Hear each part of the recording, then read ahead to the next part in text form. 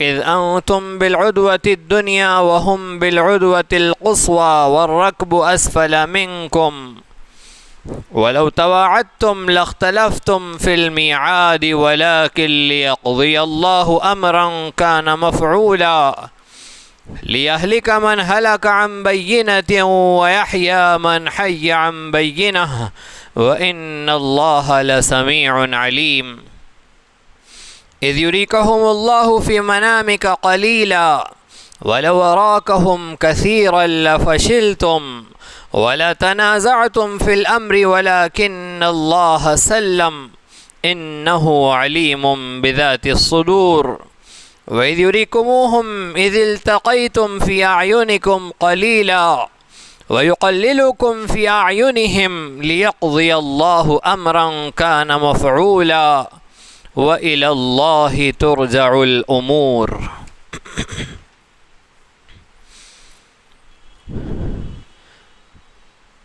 مکہ مکرمہ میں رسول اکرم صلی اللہ علیہ وسلم کے خلاف دارالندوہ میں سرداران قریش نے سازشیں جاری رکھی ہوئی تھی۔ آپ ہجرت فرما کر مدینہ منورہ چلے گئے، لیکن مدینے میں مسلمانوں کا چین، سکھ کا سانس کافروں سے برداشت نہیں ہو رہا تھا۔ سب نے مل جل کر تیاری کی، ایک میٹنگ لی اور یہ عہد ہوا کہ اس بار مسلمانوں کے خاتمے کے لیے، اس لیے کہ جب یہ مکے میں تھے تو لوگوں کو برابر مسلمان بنائے جا رہے تھے، ہماری سرداری خطرے میں پڑی ہوئی تھی۔ اب جب کہ ہم انہیں روک بھی نہیں سکتے، ان کے کام میں، ان کے مشن میں رکاوٹ بھی نہیں ڈال سکتے، اس لیے کہ وہ مدینے میں چلے گئے، اپنی ریاست انہوں نے قائم کر لی ہے، لہذا اب ہم تیاری کر کے پرزور انداز سے مسلمانوں پر حملہ کرتے ہیں اور یک بارگی مسلمانوں کا خاتمہ کر دیتے ہیں مدینے پر چڑھائی کر کے۔ لہذا لڑائی کی تیاری کرو، اور تیاری کے لیے اس دفعہ تجارت کا جو مال بھیجا جائے گا، عہد کرو کہ اس سے ملنے والا پورا نفع اسلام کے خلاف لڑائی میں صرف کریں گے۔ مکے والوں نے دارالندوہ میں یہ عہد لیا، 1000 اونٹوں پر 60 افراد کی کارکردگی میں تجارت کا قافلہ ملک شام کی طرف روانہ ہوا۔ گرمیوں کے موسم میں ملک شام، سردیوں کے موسم میں ملک یمن، یہ مکے والوں کے تجارتی موقع ہوا کرتے تھے۔ اتنے بڑے تجارتی سامان کو، اتنے بڑے لشکر کو لے کر ابو سفیان، جو ابھی تک رضی اللہ عنہ نہیں بنے تھے، وہ گئے ہیں۔ ادھر نبی صلی اللہ علیہ وسلم کو ان کی سازشوں کی بھی اطلاع ہو گئی، ملک شام گیا تجارتی قافلہ، اس کے واپسی کی بھی خبر ہو گئی۔ آپ نے فرمایا کہ جب یہ مال ان کے پاس پہنچے گا، وہ اس سے ہتھیار ہی بنائیں گے، وہی خریدیں گے اور ہم پر چڑھائی کریں گے، کیوں نہ ان کی اس جنگ کو شروع ہونے سے پہلے ختم کر دیا جائے، لہٰذا شام سے آ رہے قافلے پر دھاوا بولا جائے۔ نبی صلی اللہ علیہ وسلم اس مقصد و مشن کے ساتھ نکلے۔ وہ قافلہ تو نیچے کو اتر گیا اور سمندری راستے سے مکے کی طرف روانہ ہو گیا۔ اس قافلے کی حفاظت میں نکلا 1000 مسلح جنگجوؤں کا، مکے سے آیا ابو جہل کی سرپرستی کا قافلہ، وہ میدان بدر میں مسلمانوں کے سامنے ہو گیا۔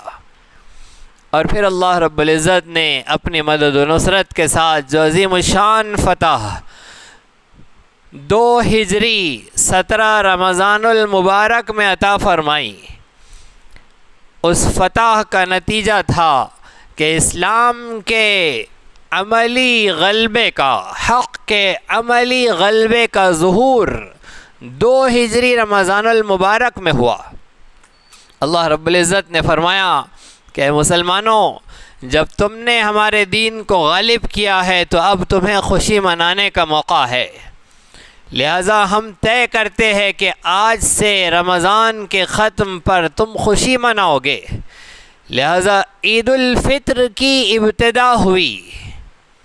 یہ عید الفطر مسلمانوں کی کفار کے مقابلے میں فتح کے جشن کے لیے تھی۔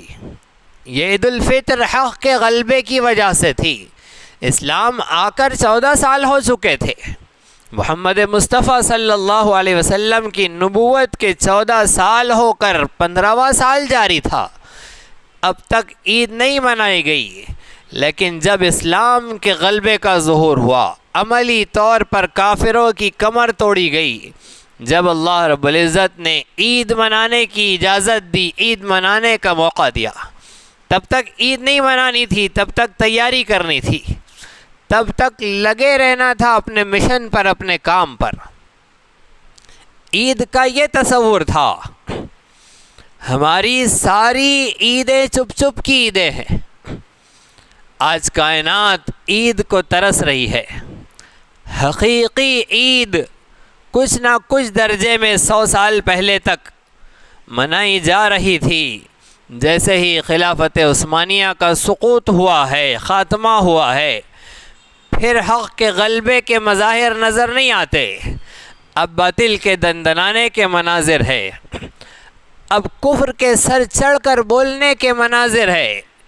اس منظر کے ساتھ عید کیسی عید، کیسی خوشی اور کیسا موقع جس میں اچھا اچھا اوڑا پہنا جائے، اچھا اچھا کھایا پیا جائے اور خوشی منائی جائے۔ وہ تو اللہ رب العزت کا حکم ہے، اور اس کی اتباع اور اقتداء میں ایک رسم منائی جا رہی ہے۔ بہرحال کائنات حقیقی عید کو ترس رہی ہے۔ نتیجے میں مال غنیمت وصول ہوا، اور اس مال غنیمت کے تذکرے کو سورۃ الانفال کی پہلی آیت میں ہم نے سنا تھا، یسألونک عن الانفال۔ اے نبی صلی اللہ علیہ وسلم، یہ لوگ آپ سے مال غنیمت کے بارے میں سوال کرتے ہیں۔ قل، آپ کہہ دیجئے، الانفال للہ والرسول، یہ مال غنیمت اللہ اور اس کے رسول کا حق ہے۔ وہاں اجمالی جواب دے دیا گیا تھا۔ یہاں 10ویں پارے کی ابتدا میں اللہ رب العزت تفصیلی جواب بیان فرما رہے ہیں کہ مال غنیمت کی تقسیم کیسے ہوگی۔ انفال کسے کہتے ہیں؟ انفال کہتے ہیں حق کی لڑائی میں، حق و باطل کی لڑائی میں۔ کون سی لڑائی؟ اسلامی طریقے پر، اسلامی طریقے پر حق اور باطل کی لڑائی میں باطل سے حاصل ہونے والا مال، یہ مال غنیمت ہوتا ہے، اور اس کی تقسیم کا طریقہ یہ ہوتا ہے کہ اس کے 5 حصے کیے جاتے ہیں۔ کل 5 حصوں میں سے 5واں حصہ اللہ اور اس کے رسول کا ہوتا ہے، اور 4 حصے مجاہدین میں تقسیم ہوتے ہیں۔ سپہ سالار، فوجی کمانڈر جیسا مناسب سمجھے ویسے اس کو تقسیم کرے، چاہے تو برابر برابر سب میں تقسیم کرے۔ جتنے لوگ شامل تھے، ضروری نہیں کہ جس نے میدان میں پہنچ کر تلوار ہی اٹھائی ہے اور ہتھیار ہی لیا ہے وہی لڑنے والا ہے۔ ان کا سامان اٹھانے والے، پیچھے نگرانی کرنے والے، ان کے خیمے باندھنے والے، کھولنے والے، اور کمانڈر کے خیمے کی حفاظت کرنے والے، دعاؤں میں لگنے والے، جاسوسی کا کام کرنے والے، یہ سارے کے سارے اس جنگ میں برابر کے شریک ہیں۔ جس کی جیسی قابلیت و صلاحیت ہوتی ہے ویسے، اور جیسے مشورہ ہوتا ہے ویسے طے ہوتا ہے، اور ہر ایک کو اپنی ذمہ داریاں ملتی ہے۔ لہذا مال غنیمت کے 4 حصوں میں سے سارے مجاہدین میں تقسیم ہوگا۔ اب امیر اگر چاہے تو کسی کی خاص کارکردگی پر اسے خاص انعام دے، اس کی بھی اجازت ہے۔ جب دیکھا کہ سب سے ہٹ کر نمایاں کردار فلاں شخص نے ادا کیا ہے تو اسے نمایاں انعام سے سرفراز کیا جائے۔ امیر اعلان کرے کہ جاؤ فلاں شخص کو جو قتل کر کے لائیں گا، اس کا سامان جو اٹھا کر لائیں گا وہ اسی کا، اس کی تلوار، اس کا ہتھیار جو اٹھا کر لائیں گا وہ اسی کا۔ مال غنیمت میں جمع کرنے کی ضرورت نہیں، لایا بھی جائیں گا تو اسی کو دیا جائے گا جس نے لایا تھا۔ ایسے اعلانات بھی کر سکتے ہیں۔ تو 4 حصے مال غنیمت کے۔ پہلے ایسے اعلان ہوا کرتے تھے میدان میں کہ فلاں کو آؤٹ کرو اور اس کا سارا سامان تمہارا. تو حقیقی آؤٹ ہوتا تھا وہ اس کائنات سے. اب چھپ چھپ کے گیمز میں بچوں کو لگایا ہے تو وہ صرف ٹیم سے اور اس 2 گھنٹے کے میچ سے اور 8 گھنٹے کے میچ سے آؤٹ کرتے. حقیقی آؤٹ تو سامنے والے کو اور باطل کو اس وقت کیا جاتا تھا جب دنیا سے آؤٹ کیا جاتا تھا اور انعام طے ہوتا تھا کہ جو اس کا سامان لے آیا وہ اسی کا. بالآخر 4 حصے ایسے تقسیم کر دیے گئے. ایک حصہ جو خمس ہے، 5واں حصہ، اس کے بارے میں کہا گیا کہ للہ والرسول، وہ اللہ اور اس کے رسول کا ہے. تو اس 5ویں حصے کی تقسیم کیسے ہوں گی؟ اس آیت مبارکہ میں وہ بات ہو رہی ہے. ظاہر بات ہے کہ اللہ کا جو حصہ ہے تو اس کا یہ مطلب نہیں ہے کہ اللہ کے اکاؤنٹ میں کوئی خاص اللہ رب العزت کا کہ استعمال کی چیز ہے وہاں پیسہ ڈالا جائے گا، ایسی تو کوئی بات نہیں ہے. ہاں، اللہ نے جہاں کہا ہے وہاں اسے خرچ کرنا، یہ ہے اللہ کا مال. لہذا قرآن میں اللہ فرما رہے وَاعْلَمُوا، اور جان لو، انما غنمتم من شیء، تم نے جو کچھ بھی کوئی بھی شے مال غنیمت میں حاصل کی، فَأَنَّ لِلَّهِ خُمُسَهُ، تو بے شک اللہ ہی کے لیے ہے خمسہ، اس کا 5واں حصہ، وَلِلرَّسُولِ، اور رسول کے لیے، رسول اللہ صلی اللہ علیہ وسلم کے لیے ہونے کا مطلب یہ ہے کہ نبی صلی اللہ علیہ وسلم اپنی ضرورت کے مطابق اس میں سے جو لینا چاہے لے سکتے ہیں. نبی اکرم صلی اللہ علیہ وسلم کے لیے خاص یہ حکم کہ آپ جس باندی کو چاہے اپنے حصے میں لے لے، بغیر کسی تقسیم کے، بغیر کسی کی اجازت اور اطلاع کے. کوئی ضروری نہیں ہے کہ سب کی رائے سے اتفاق ہو تو ہی نبی لے سکے. نبی جو سامان لینا چاہے اس میں سے لے سکتے ہیں، للہ وللرسول، رسول کے لیے اپنی ضرورت کے مطابق آپ لے لیتے. اللہ کے لیے دینے کا مطلب کیا ہے؟ وَلِذِي الْقُرْبَى، رسول اللہ صلی اللہ علیہ وسلم کے قریبی رشتہ داروں کو دو. نبی کے قریبی رشتہ داروں میں چاہے مسلمان ہوں چاہے غیر مسلم ہوں، اس لیے کہ نبی اکرم صلی اللہ علیہ وسلم کے وہ بہت سارے رشتہ دار جنہوں نے اسلام قبول نہیں کیا تھا لیکن پیارے آقا کی مدد کے لیے، اسلام کی مدد کے لیے اپنا سب کچھ لٹایا تھا. خواجہ ابو طالب آپ کے چاچا اس میں نمایاں شخصیت تھے جو اسلام تو نہیں لے آئے مگر انہوں نے بڑھ چڑھ کر مقابلہ کیا اور رسول اکرم صلی اللہ علیہ وسلم کا ہر موقع پر ساتھ دیا. حارث ابن عبد المطلب یہ بھی آپ کے چاچا تھے، انہوں نے بھی اسلام نہیں قبول کیا لیکن آپ کا بہت بڑھ چڑھ کر ساتھ دیا. اور وہ شیب ابی طالب کی گھاٹی، وہاں تو سارے بنو ہاشم نے نبی اکرم صلی اللہ علیہ وسلم کی وجہ سے جب ستایا گیا تو سب نے آپ کا ساتھ دیا. سارا عرب ایک طرف تھا اور نبی اکرم صلی اللہ علیہ وسلم کا بائیکاٹ ہو گیا ہے. آپ کو اس پہاڑی پر، اس گھاٹی پر قیام کرنا پڑا، وہاں رکنا پڑا، ٹھہرنا پڑا. سارے قریش کے شاخ بنی ہاشم نے آپ کا ساتھ دیا، اس میں مسلم غیر مسلم سب تھے. وَلِذِي الْقُرْبَى، مال غنیمت میں ان کا بھی حصہ ہے، اس لیے کہ انہوں نے آپ کا ساتھ دیا تھا. تو نبی صلی اللہ علیہ وسلم کے قریبی رشتہ دار، وَالْيَتَامَى، یتیموں کا حصہ، والمساکین، محتاجوں کا حصہ. مسکین کسے کہتے ہیں؟ مسکین کی جمع مساکین. مسکین کہتے ہیں اس شخص کو جو صاحب نصاب نہ ہو، یعنی جس پر زکوٰۃ فرض نہیں ہوتی ہے وہ مسکین ہوتا ہے. اگرچہ کماتا ہو لیکن اس کے پاس 52.5 تولہ چاندی کی رقم کا نہ سونا ہو، نہ چاندی ہو، نہ کوئی سامان ہو، ضرورت سے زائد سامان، ایک پلنگ، ایک کرسی، ایک صوفہ، جو ضرورت کا سامان ہے وہ ٹھیک ہے. لیکن کچھ سامان ایسا ہے جو سال میں 1-2 دفعہ نکلتا ہے، جب مہمان آتے ہیں تب وہ کمرہ کھولا جاتا ہے، صاف کیا جاتا ہے. چھٹیوں میں، مئی کے مہینے میں اب بیٹی داماد آ رہے ہیں بچوں کو لے کر، لہٰذا ان کے قیام، ان کے رہنے کے لیے، ان کے استعمال کے لیے سامان نکالا جا رہا ہے سال میں 1 دفعہ 2 دفعہ. ایسا سامان بھی اگر کسی کے پاس ہے اور اس کی قیمت 52.5 تولہ چاندی ہو جاتی ہے، برتن وغیرہ کھانے پکانے کے، لیکن ضرورت سے زائد ہے، سال میں 1-2 دفعہ نکلتے ہیں، 2-4 دفعہ ہی نکلتے ہیں، عام استعمال میں نہیں ہے، اور ان سارے سامان کی قیمت بھی اگر 52.5 تولہ چاندی کے برابر ہو گئی، یعنی آج کے زمانے میں 31-31.5 ہزار روپے کا اگر وہ سامان ہو گیا تو ایسا شخص بھی صاحب نصاب ہو جاتا ہے، اس پر بھی زکوٰۃ فرض ہو جاتی ہے۔ جس شخص کے پاس یہ بھی نہ ہو وہ ہوتا ہے مسکین، تو مال غنیمت کے 5ویں حصے میں سے مسکین کو بھی دیا جائے گا، والمساکین وابن السبیل، اور مسافر کے لیے بھی دیا جائے گا۔ مسافر کو کتنا دیا جائے گا؟ جتنی مسافر کی ضرورت ہے۔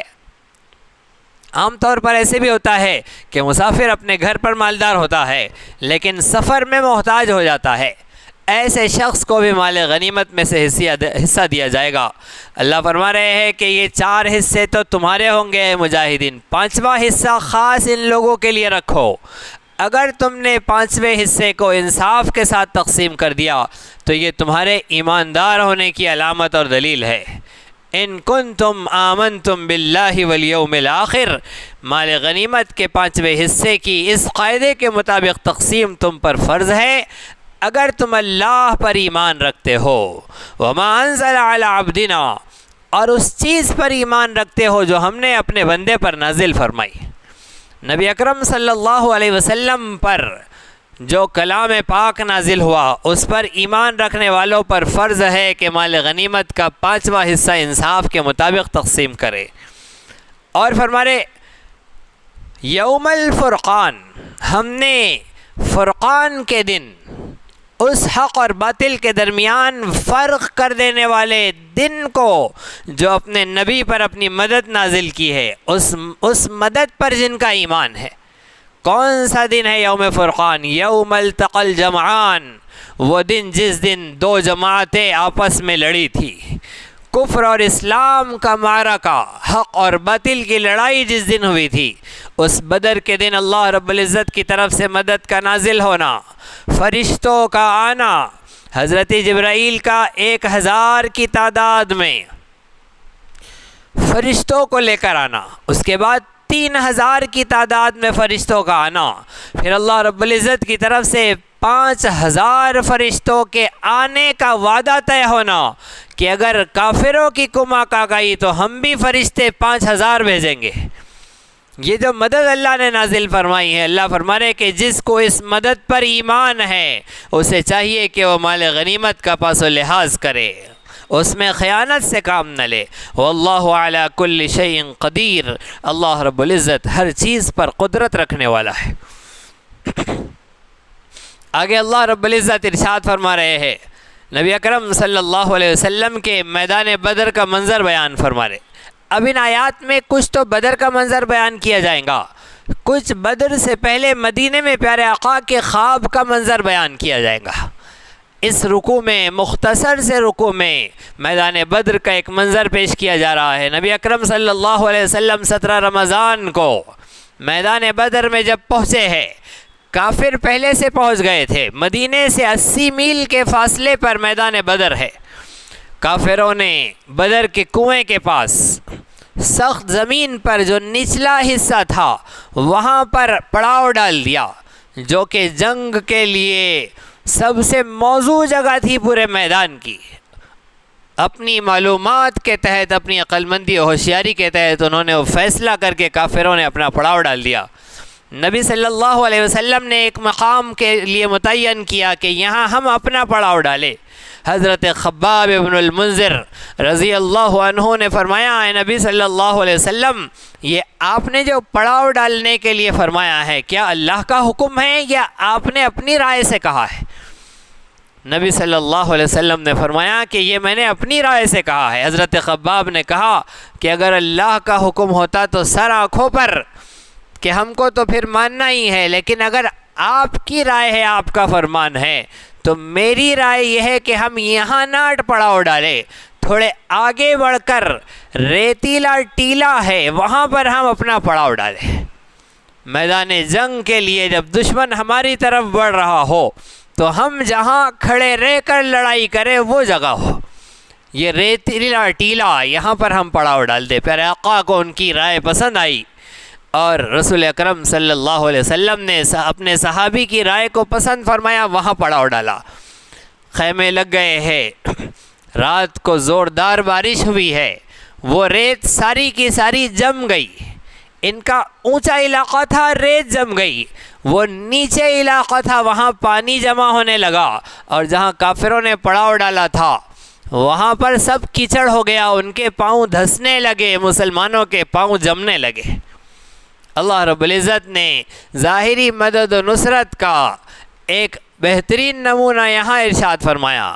اللہ فرما رہے اذ انتم بالعدوۃ الدنیا وهم بالعدوۃ القصوى والركب اسفل منکم، اس وقت کو یاد کرو جب کہ تم لوگ تھے بالعدوۃ الدنیا، میدان کے اس کنارے پر، یعنی جو کنارہ مدینے کے قریب ہے۔ عدوہ یعنی کنارہ اور دنیا یعنی قریب۔ ہماری اس دنیا کو دنیا اس لیے کہتے ہیں کہ یہ نزدیک ہے، آخرت کا مطلب ہوتا ہے دوسری، بعد میں آنے والی۔ تو یہ دنیا ابھی ہمارے قریب ہے، اس کے بعد والی جو چیز ہے، جو زمانہ ہے، وہ آخرت ہے۔ دنیا کہتے ہیں قریب والی۔ مدینے سے قریب والا جو میدان بدر کا کنارہ تھا، اس کنارے پر مسلمانوں کا پڑاؤ ڈالا ہوا ہے۔ وَهُمْ بِالْعُدْوَةِ الْقُصْوَى، کافروں کا پڑاؤ ہے اس ادھر کے کنارے پر، میدان کے ادھر کے کنارے پر جو مدینے سے دور تھا۔ وَالرَّكْبُ أَسْفَلَ مِنْكُمْ، اور ابو سفیان کا تجارتی قافلہ تو تم سے نیچے سمندری کنارے سے ہوتے ہوئے نکل گیا۔ وَلَوْ تَوَاعَدْتُمْ لَاخْتَلَفْتُمْ فِي الْمِيعَادِ، اللہ ارشاد فرما رہے ہیں کہ ہم نے مسلمانوں اور کافروں کی ٹیبل ٹاک نہیں کرائی، پہلے بات چیت نہیں ہوئی ان کی، پہلے طے نہیں ہوا کہ ہم آ رہے ہیں فلاں تاریخ کو جنگ ہونے والی ہے، اور آپس میں مراسلے ہو رہے ہیں اور خط و کتابت ہو رہی ہے، اور ادھر سے ادھر ان کے آدمی آ رہے ہیں، ادھر سے ان کے آدمی جا رہے ہیں، یہ سب ترتیبیں نہیں ہوئی۔ اگر یہ سب ہوتا، اللہ فرما رہے کہ اگر تم آپس میں وعدے معاہدے کرتے کہ فلاں تاریخ کو جنگ ہونے والی ہے، فلاں جگہ پر تیار رہو، اگر تم وعدے کرتے تو وعدوں کے پورے کرنے میں ضرور تم سے دیر ہو جاتی، اختلاف ہو جاتا۔ مسلمان کہتے کہ ہمارے پاس تیاری نہیں ہے، جب تیاری ہو جائیں گی اچھے سے تب نکلیں گے۔ کافر کہتے کہ ہم تو بہت تیاری میں ہے، زور و شور سے ہے، چلیں گے نکلیں گے اپنے اپنے موقع سے، کیا پریشانی ہے۔ اللہ رب العزت نے مسلمانوں کو اور کافروں کو اتنا موقع دیا ہی نہیں کہ یہ وعدے معاہدے کرے۔ بس اللہ فرما رہے ہیں وَلَكِنْ لِيَقْضِيَ اللَّهُ أَمْرًا كَانَ مَفْعُولًا، اللہ رب العزت نے بغیر تیاری، بغیر مشورے، بغیر پلاننگ کے دونوں جماعتوں کو آمنے سامنے کر دیا، صحیح موقع پر جو اللہ رب العزت کو منظور تھا۔ وہ کیوں کیا؟ لیقضی اللہ، تاکہ اللہ وہ فیصلہ فرما دے، کان مفعولا، جو اللہ کی طرف سے طے تھا۔ کسی کی بھی تیاری نہیں تھی لڑائی کی، نہ مکے والے لڑائی کی تیاری سے آئے تھے، وہ تو آئے تھے اپنے قافلے کو بچانے کے لیے۔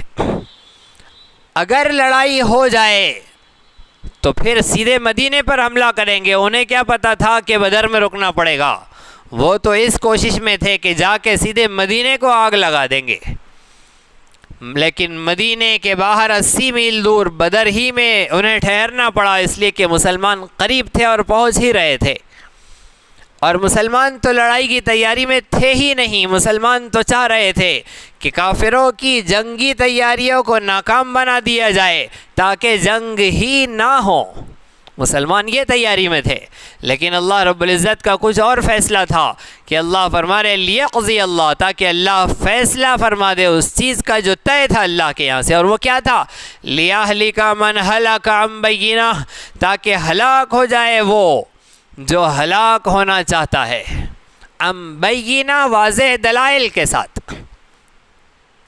کافر واضح دلائل کے ساتھ ہلاک ہوا ہے، اتنی بڑی تیاری کے ساتھ، ایسے لاؤ لشکر کے ساتھ، معمولی بات نہیں تھی، ایسی واضح ہلاکت ہوئی ہے۔ 8 تلواریں، محض 8 تلواریں 1000 تلواروں کو شکست دے رہی ہے۔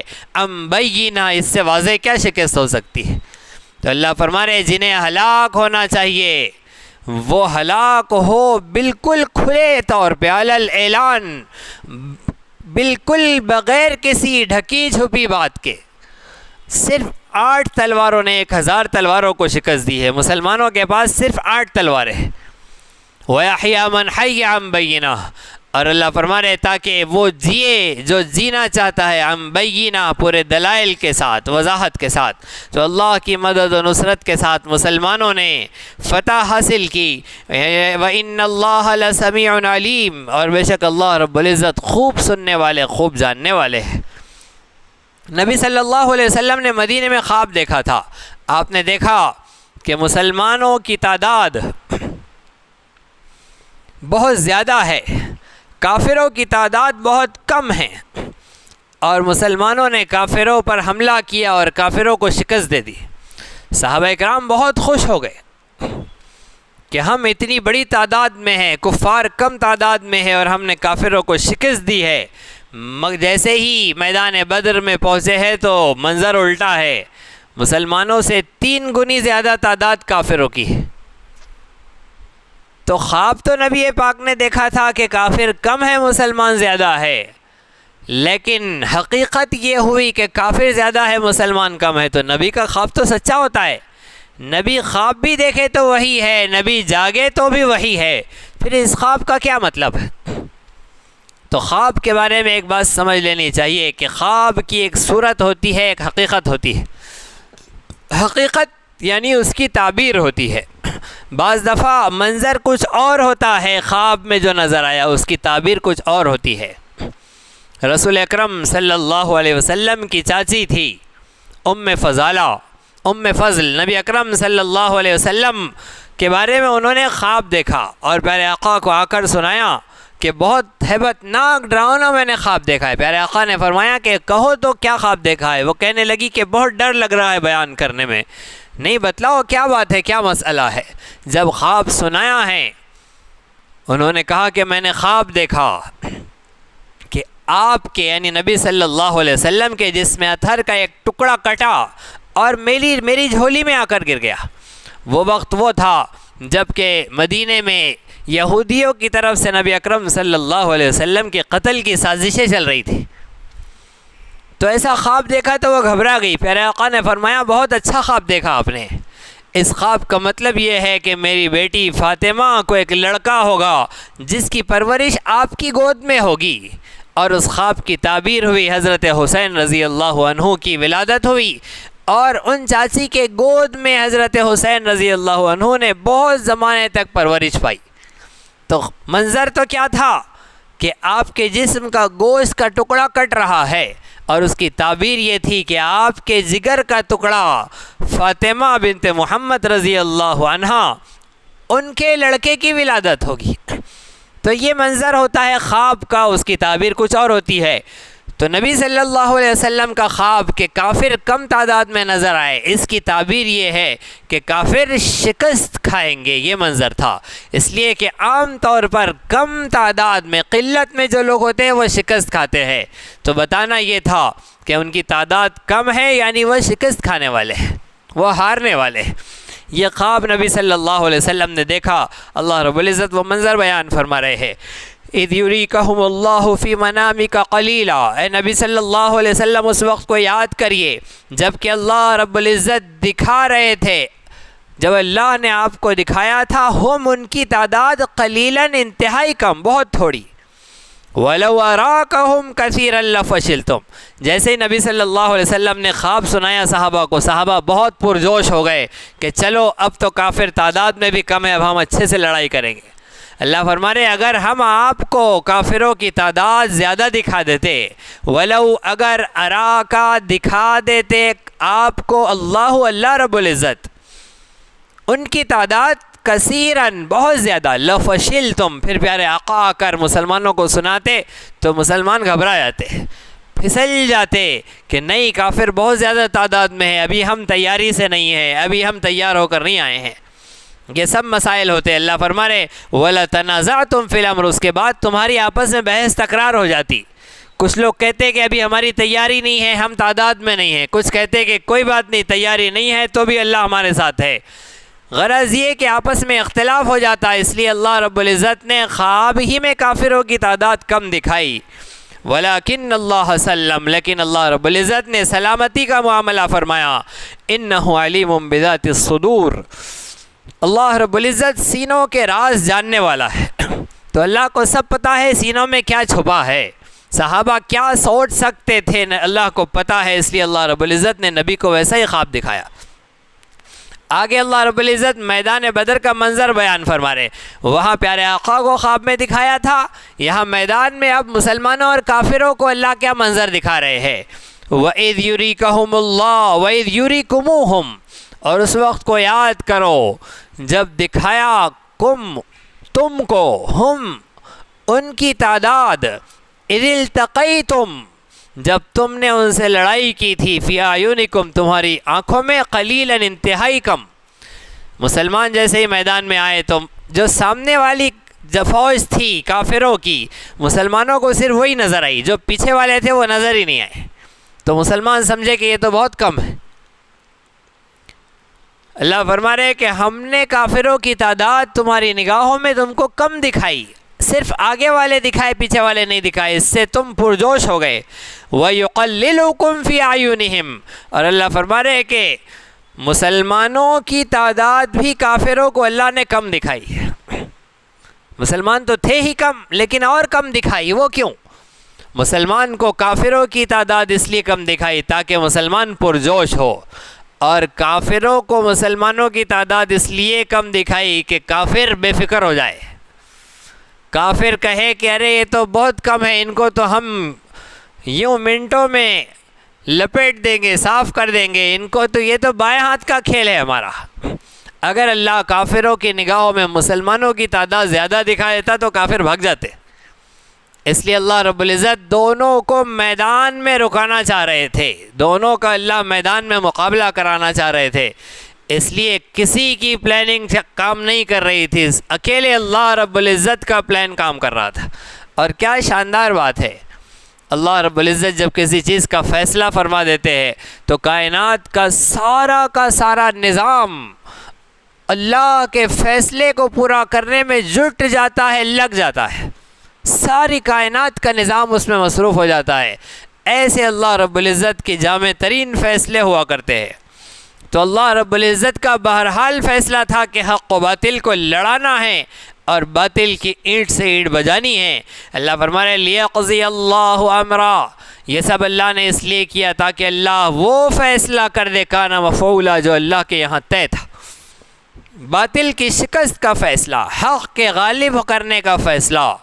اللہ رب العزت نے فرمایا وَإِلَى اللَّهِ تُرْجَعُ الْأُمُورُ، اللہ فرما رہے کہ سارے معاملات اللہ ہی کی طرف لوٹتے ہیں، دنیا کے معاملات، آخرت کے معاملات، تشریعی فیصلے، تکوینی فیصلے، کائنات میں جو کچھ ہو رہا ہے، ایک ذرے کے حرکت میں آنے کا فیصلہ، ایک قطرے کے آسمانوں سے گرنے کا فیصلہ، ایک درخت کے پتے اور تنکے کے گرنے کا فیصلہ، سارے کے سارے امور اللہ ہی کی طرف لوٹتے ہیں۔ تو اللہ رب العزت نے اپنی مدد و نصرت کا فیصلہ فرمایا، اور پھر مسلمانوں کے لیے ظاہری اسباب ایسے بنا دیے، کافروں کے لیے ظاہری اسباب ایسے بنا دیے کہ دونوں میں سے کسی کو بھی قدم پیچھے ہٹانے کی، بھاگنے کی نوبت نہ آئے، دونوں جم جائے۔ اور پھر جب دونوں جمے ہیں تو اللہ رب العزت کی مدد و نصرت نے وہ مناظر دکھائے ہیں کہ حق غالب آیا ہے، باطل نے شکست کھائی ہے۔ اسی طرح دینی، علمی، اصلاحی اور تاریخی دروس و بیانات سے استفادے کے لیے آپ کے اس چینل کو لائک، شیئر اور سبسکرائب کریں۔